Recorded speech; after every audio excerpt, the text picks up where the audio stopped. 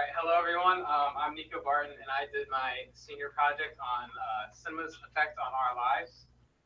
Now, just some background. I've always loved movies. When I was a little kid, you can almost always find me out in the backyard doing home videos or watching movies inside. And so last year, as I was starting to look for topics, I decided that this was probably the one to do because I just wanted to try it out and see what could be done. I started thinking about the Library of Congress Packard campus, and as I started to try and pursue that, I really had trouble getting connections, and I was stuck emailing robots back and forth. So I had given up on that, and I was looking for something else, and I ended up being like one of the last people in our group without an internship topic. And so I went to the senior kickoff and without a topic, and just as it happens, at lunch, Grace came up to me and said, "Hey, Tamara, who was one of the people that we previously done a project with, just did her internship at the Library of Congress Packard campus." So I went and talked to her. She was like, "Oh yeah, I'll like give you a connection. Here's an email. Here's a phone number." And so she set me up. And so thankfully to Grace and Tamara, I have my internship.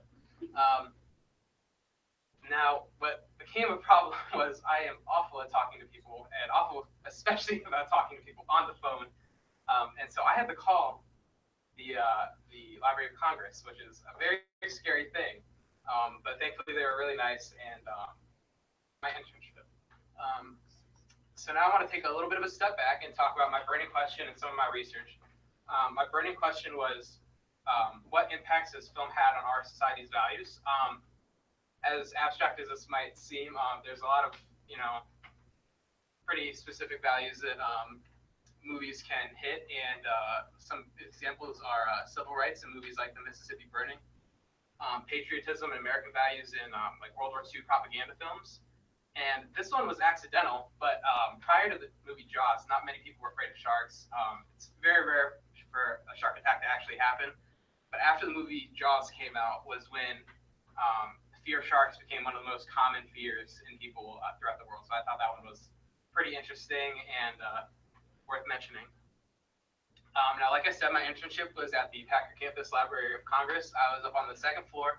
And what's neat about this building is it's actually built into a hill. So I was underground in all these vaults and with like nitrate film. And there's 124 nitrate vaults, which are freezers. So it's really cold to go in there.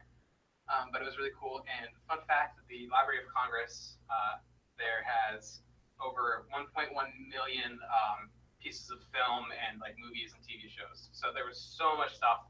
I saw so much stuff that like I would never see in my life without going there. My mentor was Mr. George Williman.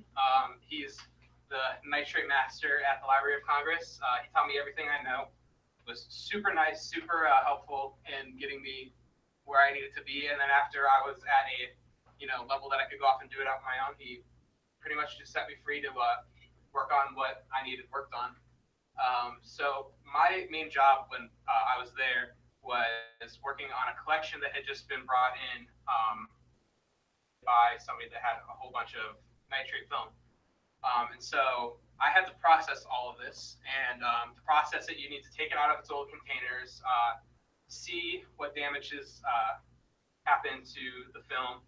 I needed to get the date that it was made, the title, what type of film it was on, whether it was like nitrate or like a negative or a print, and what type of soundtrack, and just all of that sort of stuff. So I wanted to talk about some of that because there's like if I initially I was going to talk about all of it, but my presentation was just way too long, so I was going to cut down. And so this is what I decided to talk about. So these are two different types of soundtracks. There's actually three that you would normally encounter. One is mute, so where you have a mute soundtrack, you just wouldn't have either of these types of soundtracks that you'd be looking for: variable density and variable area. And so when you're scrolling through the film, this is probably like the easiest thing to see. You don't need a magnifying glass. And so I thought that was a good visual to show. So I was doing this is what nitrate decomposition looks like. This is really bad film. It's not been taken care of well, and it basically just becomes a rock. It's unusable. You can't see any of the pictures anymore, and you just have to throw it away. And it's awful. It smells really bad. When we would get into bad batches, we would need to wear like a lot of protection. We need to wear like big goggles and gloves just to make sure that it doesn't get on you, because the fumes and the dirt are just like really, they're not good for you at all.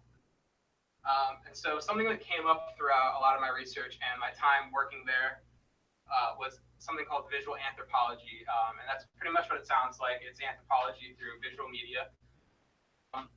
And the way this works is that if you look at a movie that's representative a specific time period, you can see what was in fashion, what people were doing, things that were popular, and just like common events. And one of the most interesting things that I saw, just as like a piece of history while I was there, was there was one time I was working with a Technicolor piece, which I didn't really get to work with much of, and I was scrolling through and I saw that it was a German crew team at Olympics, and I was like, why do we have this? And they were losing, and I was like, why would somebody keep a piece of film of the German crew team losing?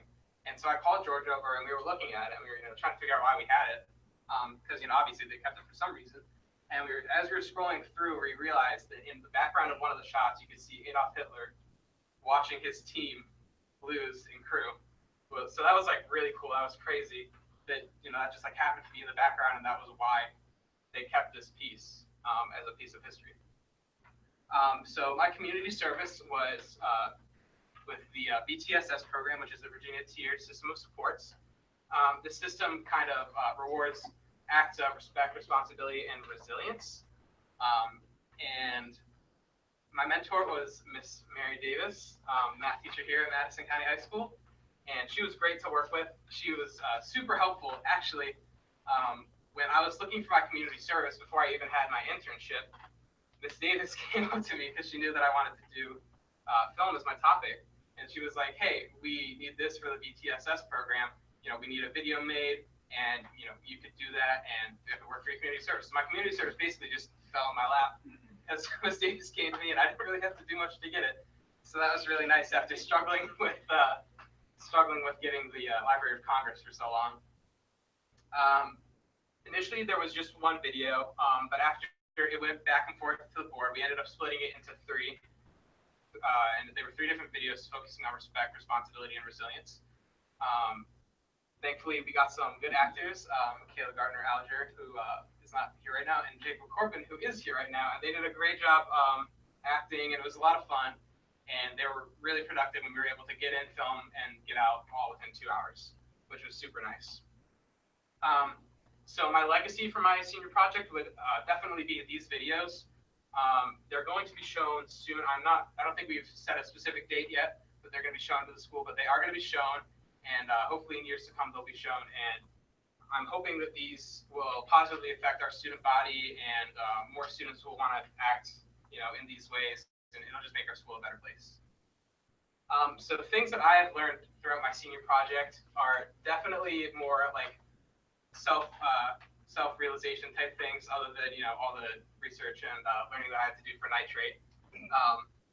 But one of them is, like I said, I am terrible on the phone. I never really encountered that before, and that's definitely something I need to work on, because that's a skill that you need to have. You need to be able to talk to people on the phone if you're interviewing for a job or you're doing some sort of phone conference. So that's definitely something I need to work on. And then something else that I realized is that I am not going to pursue film as a career.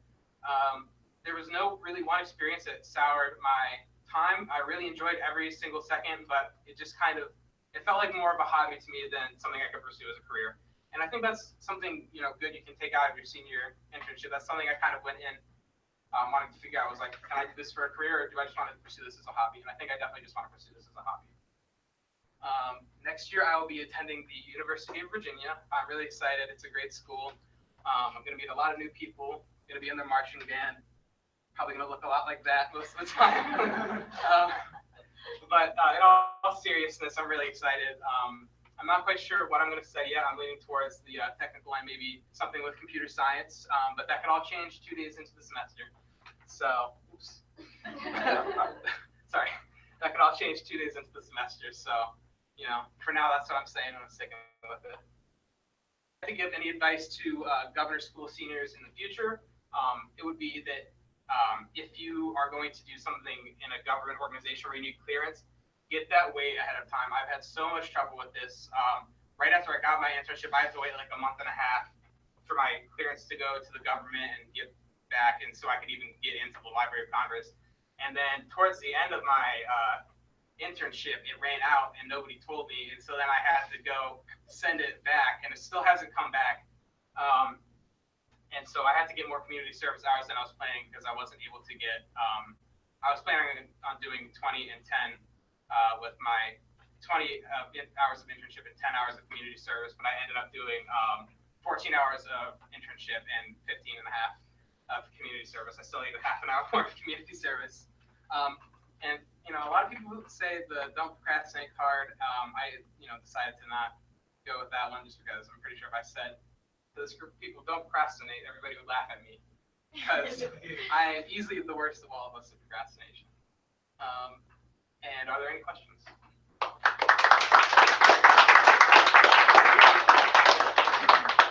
What is the definition of nitric film? Oh, sorry. It's a specific type of film. It's treated with nitrate. It's it's like the typical like 3.5 millimeter film. Like if you thought of like a film reel. Like let me go back. I can show it.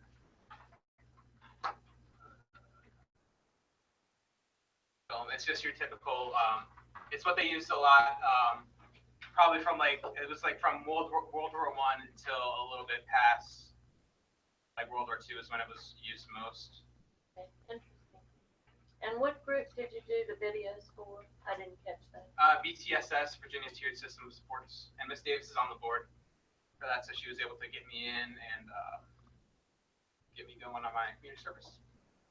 And does that film start to deteriorate because of exposure to something, or does it have a shelf life?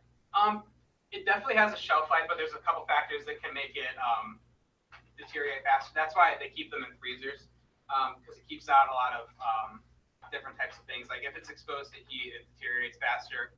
Any type of moisture, or just if it's not taken care of well, like if it's treated roughly, it can start to deteriorate a lot faster.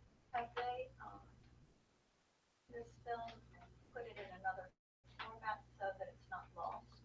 Yeah, so we've got it all in our system now, and there are people there that I don't think they do it with everything, but definitely the more important like originals that we have, or things that like we think it might be the last copy that exists. They definitely take and they put it into digital format. They've got a machine that scans each frame individually, and then it'll turn it into a video. Thank you. So at the beginning, your topic was the cinema's effect on our lives, and you gave examples at the beginning of Jaws taught us to fear sharks, and Mississippi burning sort of increases our awareness of civil rights history and issues. Can you say something about how both your internship and your community service, can you identify what you think you learned from each of those related to that broad idea of cinema's effect on our lives? How has your understanding of that changed? I look for it a lot more now. Like there's a lot of things that you would think, that doesn't, have a message. That's just a, be for fun. But a lot of those like movies or shows, that you just watch casually, there's a lot more messages than you might think. So I definitely feel like I have a deeper understanding and I'm more likely to realize stuff like that. And I think it's interesting. I think it's really cool how you can like weave a message into something and have it be so hidden that the normal person wouldn't even, notice it. But, if you're looking for it, it's very obvious. Did I answer your question? Sort of. Okay. Would you like me to clarify? Well, give me an example of something that you see differently now as a result of this. I've got a good example of this. There's a cartoon that I love called Steven Universe. It is like happy-go-lucky, cartoon. But when you look at it, it's very pro, just like human rights. There's a lot of diversity. People that aren't, your typical like, straight, male character, and they kind of enforce that like well, the main character's mom has passed away, and it kind of shows that, like, yeah, like, you can struggle with things like this, but you can get through it, and which I think that's a good value, because, like, in this day and age, a lot of people don't have that typical, like, one mom, one dad living situation. And so while you can look at it and be, oh, that's just like a happy-go-lucky cartoon, you can also look at it as, like, it's telling these kids that, like, their life is okay. It doesn't have to be the stereotypical household.